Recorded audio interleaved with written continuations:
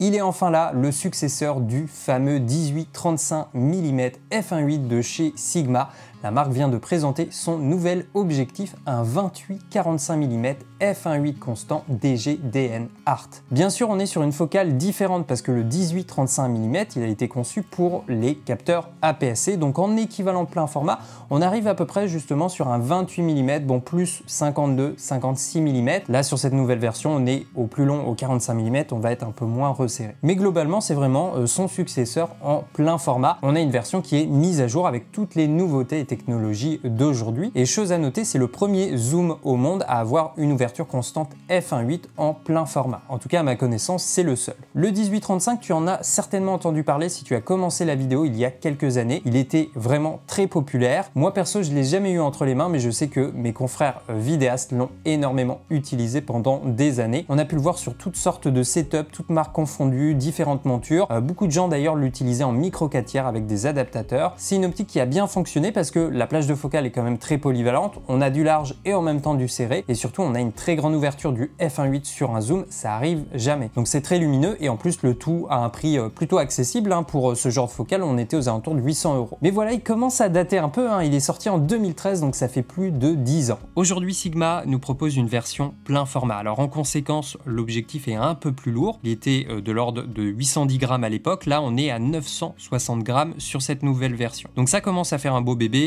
En main, voilà, tu le sens quand même assez vite, moi une demi-journée, j'avais un peu mal au poignet. Après, je pense que c'est important de parler tout de suite de la cible de ce produit. Bon, déjà, premièrement, c'est pas vraiment un produit pour les photographes, on peut totalement l'utiliser en photo, mais au vu du volume de l'encombrement, je pense qu'il y a deux meilleures solutions pour la photographie. Là, c'est clair et net et la marque l'affirme, c'est vraiment un objectif pour la vidéo, pour les vidéastes. Donc la cible, c'est les vidéastes, c'est les boîtes de prod, on va pouvoir l'utiliser pour du reportage, du documentaire, du corporate, du clip, une utilisation sur un gimbal, on est plutôt sur ce genre d'utilisation et ce genre de public. Je pense aussi que c'est un objectif qu'on va souvent utiliser avec un rig. On va l'équiper, on va l'accessoiriser, on va mettre une cage sur la caméra, on va peut-être faire glisser des rods pour pouvoir mettre un soutien au niveau de l'objectif, on va pouvoir utiliser un follow focus, pourquoi pas une matte box, pourquoi pas une top handle et se faire un petit rig, voilà, pour avoir une belle config vidéo. En tout cas, moi je m'imaginerais l'utiliser comme ça. Évidemment, bien sûr, le rig va alourdir le setup, donc ça peut être intéressant quand on fait des prises à main levée d'avoir un petit peu plus d'action au niveau de la gravité, mais si on veut vraiment rester au plus simple et avoir le setup le plus léger, bon bah voilà, la config elle est comme ça. Alors f1.8, c'est une belle ouverture, c'est lumineux, je vous montre des exemples de plans à f1.8. Clairement on a du bokeh, on a une belle séparation entre le sujet et l'arrière-plan. Faut avoir aussi en tête que f1.8 en pleine journée, ça veut dire qu'on a énormément de lumière qui rentre par l'objectif, donc on est obligé d'utiliser un filtre ND si vous voulez en tout cas ne pas trop monter en compensation le shutter. Donc on a une optique lumineuse en basse lumière, elle va être plutôt performante. Donc pour tout ce qui est captation en soirée, event, en intérieur, film de concert et autres, on est pas mal. On est sur du 82 mm au niveau du filtre. Moi, tous mes filtres, je les prends justement en 82 mm, donc là, je peux le visser directement sans bague d'adaptation. Alors désormais, on a une bague de diaph, on peut la verrouiller, on peut la décliquer. Ensuite, on a la bague de zoom, elle a une certaine résistance, c'est plutôt agréable à manipuler. Et on est évidemment sur un zoom interne, ça veut dire que l'objectif conserve sa taille quand on augmente la focale. Donc en vidéo, c'est plutôt intéressant, on n'a pas de déséquilibre. Alors la marque précise quand même que certes, le fût de l'objectif ne s'allonge pas avec le zoom, mais qu'il y a un léger déplacement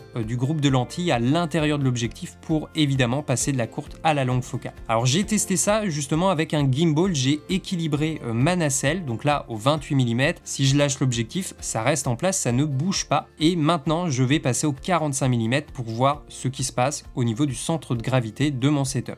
Et là effectivement ça tombe, le groupe de lentilles part vers l'avant au 45 mm, donc on est quand même je pense obligé d'ajuster l'équilibrage ou alors on laisse compenser le gimbal avec ses moteurs. Là j'ai noté environ voilà, un ajustement de 3-4 mm pour rééquilibrer la nacelle, donc ça se fait quand même très rapidement, c'est pas trop un problème, mais c'est vrai que ça serait incroyable d'avoir un zoom qui conserve son centre de gravité quand tu modifies la focale. La marque nous dit que l'objectif est résistant à la poussière, d'accord, aux éclaboussures, et on retrouve un joint de protection à l'arrière de l'objectif. On a une distance minimale de mise au point de 30 cm sur toute la plage de zoom. Alors réellement, l'objectif au 28 mm, il est capable de faire le point plus proche que 30 cm. Moi, j'ai mesuré à peu près 28 cm. Mais par contre, quand tu passes au 45 cm, là, c'est bien 30 cm. Donc 30 cm, c'est la distance minimale pour conserver le point quand on passe du 28 au 45 mm. Niveau autofocus, il est équipé du moteur HLA hein, qui est très rapide et silencieux. Alors voilà l'exemple traditionnel de déplacement vers la caméra. J'avance, je recule. Là, je fais le test avec le S5 II. Hein, tous les plans que vous voyez, c'est avec le S5 II. Ça fonctionne plutôt bien. Là, je pense que j'étais au 28 mm. Non, peut-être même 45 mm. Et voilà, ça suit plutôt bien. Pas de souci. Hop, tu vois, ça suit le sujet. Donc c'est plutôt pas mal et puis on peut déjà observer la petite profondeur de champ. Donc là, même test, j'avance, je recule un peu plus rapidement. Donc tu peux voir globalement ça suit, il y a un léger retard, on peut le voir sur les yeux. Mais ça, bon voilà, c'est encore Lumix qui est pas totalement au niveau des concurrents, mais depuis qu'il y a la détection de phase, hein, c'est quand même beaucoup plus rapide. Voilà, donc au niveau de l'autofocus, hein, il y a quand même eu une belle amélioration par rapport à la version précédente. Au niveau du focus bracing, bah, il y en a quasiment pas. Hein. Ça, c'est ce qui va être très bien parce que là, c'est un objectif évidemment pour les vidasses. Donc ça, c'est important d'avoir des bascules de points et bien propres, voilà, qui ne sautent pas aux yeux avec, si possible, le moins de changements de focale quand tu manipules donc la mise au point. Et là, bah, c'est le cas, hein, c'est vraiment très très propre. Je vous montre des exemples. Pour moi, il n'y a quasiment pas de focus bracing.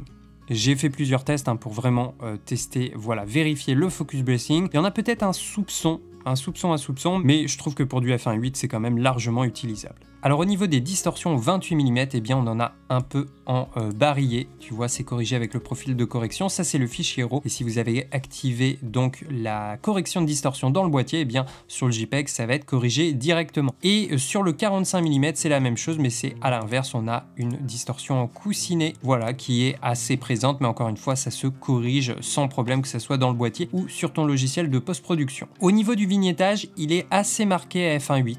Il est assez présent, tu vois, ça c'est le 45 mm, c'est du f1.8. Et dès qu'on passe à f2.8, on n'en a quasiment plus. Tu vois, f5.6, f8. Je vais te le remontrer, j'avais refait le test. Donc là, voilà, 28 mm, donc on sent un peu le vignettage. Et dès le f2.8, on en a déjà beaucoup moins, f4 encore moins, et après, voilà, il n'y en a plus. Et c'est la même chose au 45 mm, il est assez présent au f1.8. Dès que je passe à f2.8, là, on en a quasiment plus. Donc c'est vraiment la grande ouverture qui sera là. Après, généralement, ça se fond bien dans l'image, ça permet de concentrer le regard sur le sujet, ça permet de l'isoler un petit peu plus. Donc c'est pas forcément une mauvaise chose, mais il y en a quand même un petit peu à f1.8. Au niveau des aberrations, j'en ai pas vu, hein. Là, je suis sur le fichier RAW, hop, je suis avec un zoom 300%, je suis à f1.8. Voilà, là, moi, j'en vois pas, j'ai fait plusieurs tests. Et sur un autre plan, bah, c'est la même chose, j'ai pas l'impression qu'il y ait d'aberration chromatique. Au niveau du flair, la marque annonce avoir travaillé dessus, il est censé avoir moins d'images fantômes. Donc j'ai fait quelques tests, là on est à f1.8 et tu peux voir que évidemment il y a du flair hein, quand on pointe la source directement sur la lentille, mais qu'en termes d'images fantômes, c'est très dilué, c'est assez doux. Il y en a un petit peu, mais ça vient pas dégrader l'image, ça vient pas la gêner, ça fait pas faux, ça fait pas artificiel. Là on a quelque chose de plutôt naturel. Je pense qu'à f1.8 on sera pas trop embêté avec le flair. Il est là, il est présent, un peu d'image fantôme, mais ça reste très léger, ça reste discret. Et encore une fois, là la source de lumière est dirigée droit sur la lentille. Alors au niveau du piqué, qu'est-ce que ça donne? En principe, ça s'est quand même bien amélioré hein, par rapport à il y a 10 ans. Donc là, f1.8 à gauche et f2.8 à droite. On sent évidemment que le f2.8 est un peu plus sharp, un peu plus le piqué un peu plus élevé par rapport au f1.8, mais la différence est quand même pas si élevée que ça.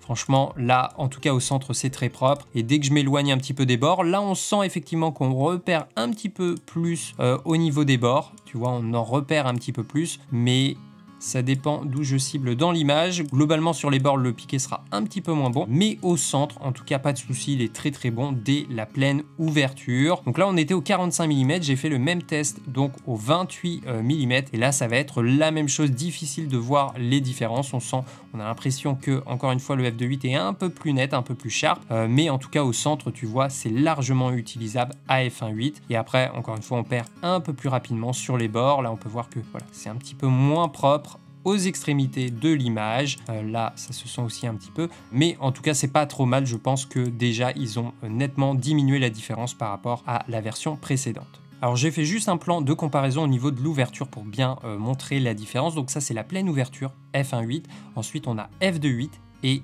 f4. Donc là, la différence est quand même très marquée hein, entre f1.8 et f2.8. On a plus d'un diaph de différence. Évidemment, ça impacte le bokeh, ça impacte le flou d'arrière-plan. Donc f1.8, l'arrière-plan, il est encore plus crémeux, hein, il isole encore mieux le sujet. Donc la différence est assez visuelle hein, et on sent également le vignettage. Hein. À f1.8, comme on l'a vu, le vignettage est plus présent et dès f2.8, on en a beaucoup moins. Encore une fois, je trouve que le vignettage, il n'est pas perturbant là. Il aide aussi à concentrer le regard sur le sujet, à l'isoler un petit peu plus. On pourrait le corriger, l'affaiblir assez facilement à l'étalonnage, en tout cas pour la vidéo. Donc voilà la différence et l'impact de l'ouverture sur l'arrière-plan. Je te le remontre. Donc ça, c'est f1.8. Ensuite, on a f2.8 et puis enfin f4.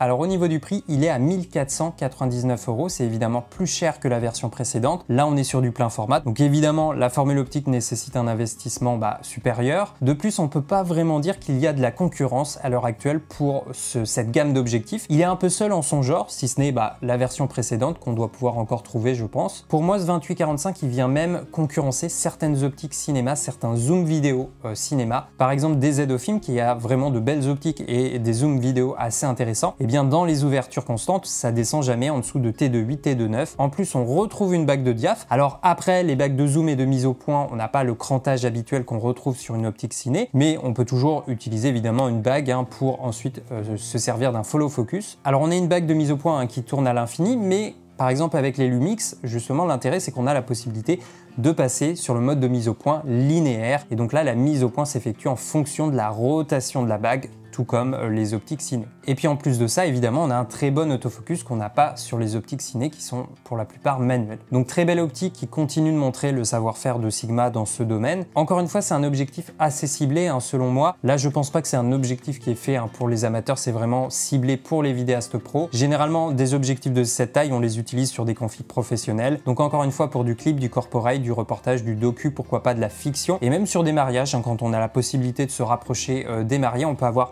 plusieurs valeurs de plan très facilement avec une grande ouverture qui va mettre en valeur le sujet. Et puis quand on arrive en début de soirée, voilà, où il y a plutôt de la basse lumière, là c'est une optique également qui va plutôt bien performer. Après, réfléchissez bien quand même au poids, au setup, parce que voilà, ça a même juste le boîtier, là c'est un boîtier hybride pourtant, et l'optique, ça pèse vite en main. Au bout d'une heure, 2 heures, tu commences à le sentir sur les poignets. Alors j'ai trouvé aussi quand je l'ai testé un petit peu sur des paysages de l'architecture qu'à certains moments, le 28 mm c'était un petit peu trop resserré. Il y a des fois, je voulais, pour faire un plan d'ensemble, eh bien j'ai dû me reculer pour vraiment avoir tout le sujet dans le champ. Donc parfois 28 mm, j'ai trouvé que c'était un peu trop serré. Et 45 mm, bon, on n'est pas vraiment là sur de la longue focale, on est vraiment sur du standard. Donc voilà, faut bien avoir conscience de ça avec cette optique. Généralement, il faut avoir accès au sujet pour pouvoir être assez proche si on veut le mettre en avant, en valeur. Donc l'optique est très intéressante, mais peut-être qu'on aura besoin aussi de compléter avec une longue focale si besoin. Alors ça pourrait être un 24-70, le dernier qui vient de sortir chez Sigma, ça pourrait être peut-être le 100-400 mm également qui est pas mal, mais je pense que le meilleur combo ça serait eh bien justement le 50-100 mm